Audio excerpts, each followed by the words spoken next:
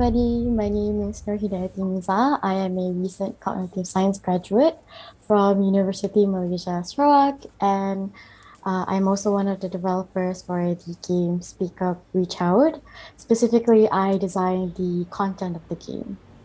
Hi, my name is Mara Antasha, a graduated software engineer from Unimas. For this project, I'm focusing on developing the application based on adapted intuition cycle models guideline and also incorporating games element which are the goals and feedback.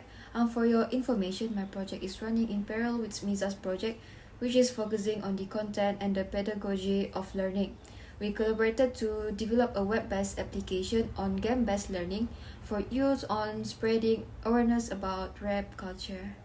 So the content of the game was actually inspired by the narratives that I collected from the interviews that I executed with three rape victims, all of which were from the youth demographic. Specifically, they were local students.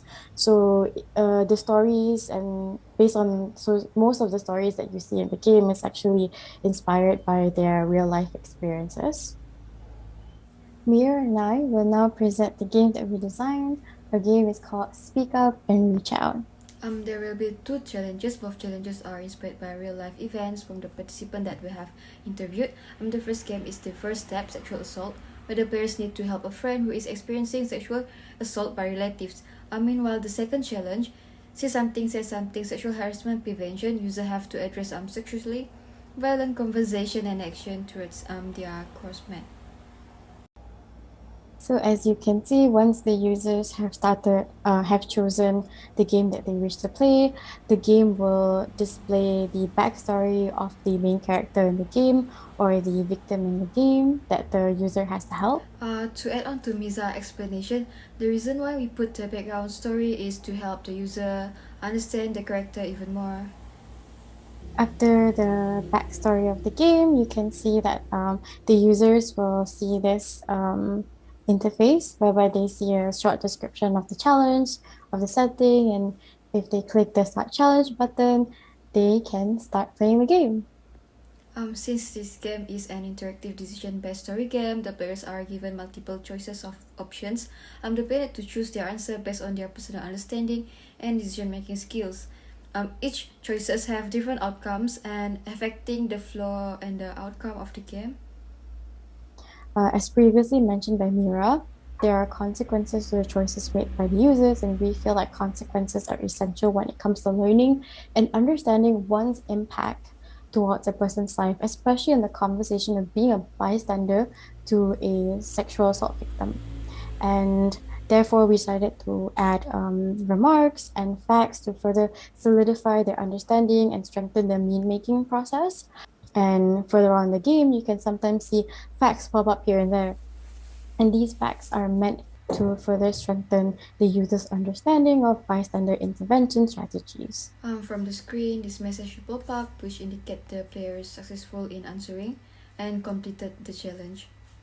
However, there are alternative outcomes to the game if the user is unsuccessful in choosing the right courses of action. However, since we believe that learning is a continuous process and learners deserve second chances before make mistakes, they can actually replay the game and try to track back what they did wrongly and further cement their understanding because sometimes learning is just a trial and error process. I think as a developer, it is important to understand the ideas, content, and concept of the game as it helps to provide a vision on the mechanism, framework, and requirements of the game.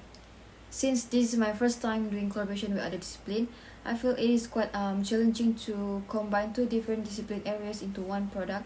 But thanks to Miza, I'm able to get better understanding and insight to reach this goal. There is actually a lot of benefits to transdisciplinary research. And I feel like it's because when you combine people from different disciplines and you ask them to collaborate together, their respective contribution, when collectively combined, greatly maximizes the impact of any project. And I feel like that is reflected in our collaboration because personally speaking, I would not have been able to create the game without Mira. So I am eternally grateful for her contribution and her time and her effort that the time and effort that she put in to create this game with me. And this is just one example of the endless possibilities that could be achieved when people come together and collaborate and create incredible things to solve a very, very valid and important issue. Thank you for watching this presentation.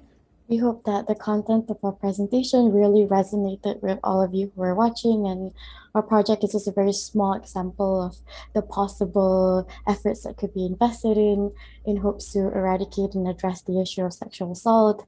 And as I think many of you know, sexual assault isn't just a me issue, it's not just a women's issue, it's an us issue, it's a societal issue. Hence, it is incredibly important for all of us to collectively work together in hopes to create a better future for everybody. Thank you.